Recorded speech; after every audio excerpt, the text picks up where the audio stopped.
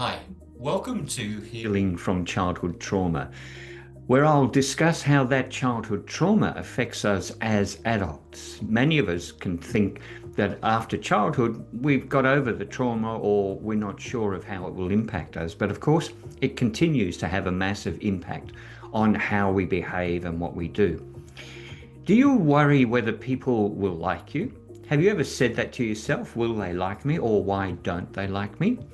Our childhood abuse, in many cases, makes us feel worthless or unloved.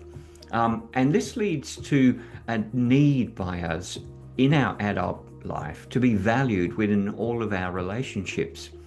And this is known as codependency, or really the desperate need for approval and recognition from everyone that we connect with. It's all consuming, like so many of our childhood traumas.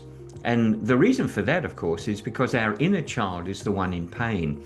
So whilst it feels extreme pain that drives our reactions, it also has a need to make sure that it is in control at all times, because it therefore is always looking for dangers.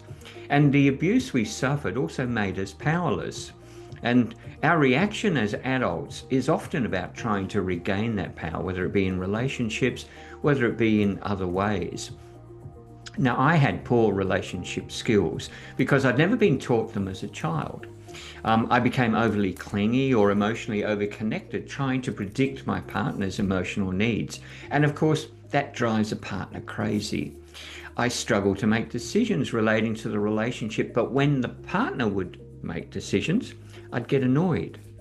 So all of those things are the way we interact in our relationships because we don't understand what a healthy relationship is like. When I did have a loving relationship, which filled me with joy and left me feeling valued and noticed, it was great. I didn't do any of those things.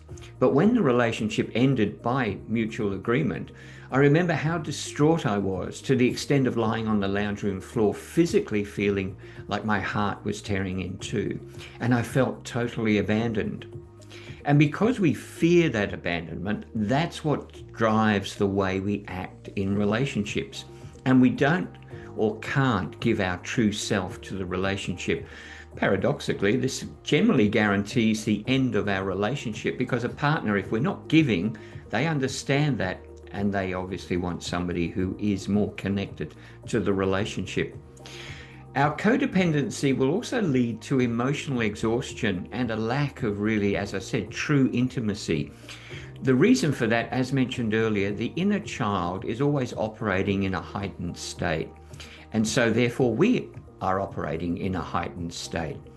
We can be, for example, extremely jealous, check up on our partner. We may go as far as following them when they say they're going out with friends. We'll check their mobile phone for messages and so on. Obviously, that's not sustainable or appropriate, and so the relationship fails. On the other hand, we can also act like we don't care in a relationship and we ignore our partner. We don't engage, we don't communicate, and we do this to ensure we can't be hurt. And of course, by doing this, again, we manage to destroy the relationship. The other thing is that all of these things that I'm mentioning in terms of codependency happen sometimes simultaneously. So, one day you can be quite engaged with your partner and loving, and then the next day you completely ignore them. And again, a partner will struggle to deal with that. So if you ask yourself, how do I know if I'm codependent? Well, here are some obvious signs for you to look out for. If you crave attention and reassurance, see yourself as flawed and unworthy of love and respect, perhaps believe that that love is something that you need to earn, and you find difficulty in communicating effectively. Maybe you don't understand what healthy boundaries look like, and more often than not, that is key, because we've never had them. You maybe can't trust or rely on your partner or others. You feel you don't deserve happiness. Maybe you feel responsible for people or things that are out of your control, yet you still feel like you should have done something. You might have emotional outbursts and overreact to criticism. And you might suffer feelings of helplessness contributing to that controlling behavior that I mentioned earlier. Now, all of these areas are from childhood trauma, and they go across all sorts of things that we do. We're talking about codependency, and I look at a whole range of different things that affect us through this series of videos, but it's all intertwined. So you cannot just pick one thing out and say, this is exactly what it is. All of the problems that we suffer due to our childhood trauma are intertwined, and we'll talk about that more in these videos. For those of us who have codependency, we struggle to have a healthy, loving adult relationship. But what it means in a nutshell, we just surrender our wants and desires. So basically, we just want to avoid conflict. We stay silent to maintain peace more often than not. And of course, we do that because we don't know what else to do, because that's what we've learned. We've learned to protect ourselves as kids. And as kids, the safest way to protect ourselves was to stay silent, to maintain a peace. Otherwise, we could be the person that ends up being in the middle of the abuse.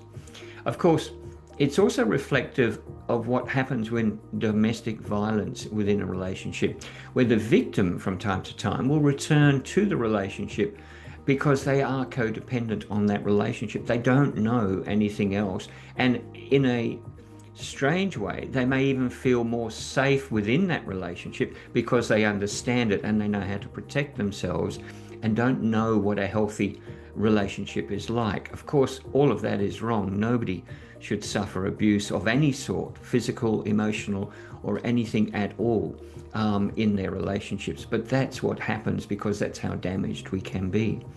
As you know, ultimately, we need and want to have someone care about us, even if they do other things to us that we don't or aren't appropriate. The complexity of childhood trauma is really huge, and healing requires some self-awareness and boundary setting by you. You have to take control of yourself. Recognize your patterns of self-sacrificing, people-pleasing, the need for this validation from everybody. Build a strong sense of yourself. To give you an example about validation, I, for many years as a young man, and even later on into my 30s and so on, if I was invited somewhere, really would push back and say, oh, I don't know. And I would need them to invite me 3 to 4 times before I felt they really wanted me to go. Now, it must have been frustrating for my friends, and it was a stupid thing by me, but I needed them to consistently ask me to go along for me to feel like I was wanted. You need to build a strong sense of yourself, not be as I just described. Self-care also means different things to different people. For some, a meditation retreat. For others, it might be spending time in nature or time with friends. Importantly, listen to your body and feel how it reacts to what you do. Think about what might make you happy or relaxed. It might be pole dancing, for example. I've never tried it, but it might be fantastic for you. Cycling or training even for a marathon. Another thing I don't think I'm going to start training for, but for you, it might work well. Your body and your intuition will tell you exactly what is right. If it feels right, then do it. Whatever you choose to do, though, continue to undertake it on a regular basis, because that will assist in the healing process. And of course, love is also essential. Love for yourself and hopefully love for someone else. What will help is a love for a pet. If you have something that you can place love into and love you back, that at least is a start. Another way to heal is through play. As abused children, we had less play in childhood than we should have because our sole focus was really on surviving. So rediscover the joy of playing a game of cards with friends, puzzles, maybe crafts such as pottery or painting, music, singing or dancing. All of these will help bring joy to your wounded inner child. For me, singing was definitely not one of the things I would try. When I was very young, I was 6 or 7 in England, and my brother, who can sing very well, was invited to join a church choir, and my mother insisted that I attend with him. So the priest puts the white robe on me for a practice session. We get halfway through the first hymn and he calls me out and he says, I think, son, you should try something else. And so I had to wait until the end of the practice for my brother. Never have I sung again? Now, because our nervous system has remained on heightened alert for so long, it's difficult for us to find calming. So here's an exercise to help calm your nervous system. Now, find a quiet space where you can sit or lie down, and then just relax. Close your eyes and take a few deep breaths, really deep breaths, in through your nose and out through your mouth. Now, with each breath, I want you to start thinking about a sense of stillness into your body and mind. Forget about what you might have to do, maybe cook dinner, pick up the kids, you want to do some shopping, you've got some work to do. Forget about all of that for these few moments and just try and get stillness into your body and mind. Let go of the need to do, achieve, or think. Be present in the quiet of this and try as much as you can. Don't worry if it drifts away. The more you practice this, the more you will be able to do it.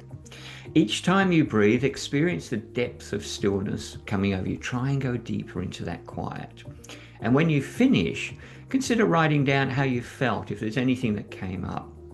Now, I know if you're older like me, much of this may be foreign to you, but I can tell you this does help. And the awareness of these childhood traumas is important for you because it'll help your ongoing mental and physical health. And there have been many studies, particularly in the US, where they have found that childhood trauma is linked to physical problems such as cancers, strokes, diabetes in adults much later in life. So the better you can get your mental and physical health, the better you will be. Of course, always consider finding professional help. Our childhood traumas, as I keep saying, are deep and complex, and professional help will guide you in resolving them. If you'd like to find out more about my work, go to grahamrobinsonwellness.com or check out my books on Amazon. Shattered Innocence, Healing the Invisible Wounds of Childhood Trauma, and my first book, Pain, Loss and Desire, both are memoirs. Now, next time, I'm going to delve more deeply into toxic shame and how that has developed and what it means for us as adults, how that plays out in our adult lives. Until next time, take care.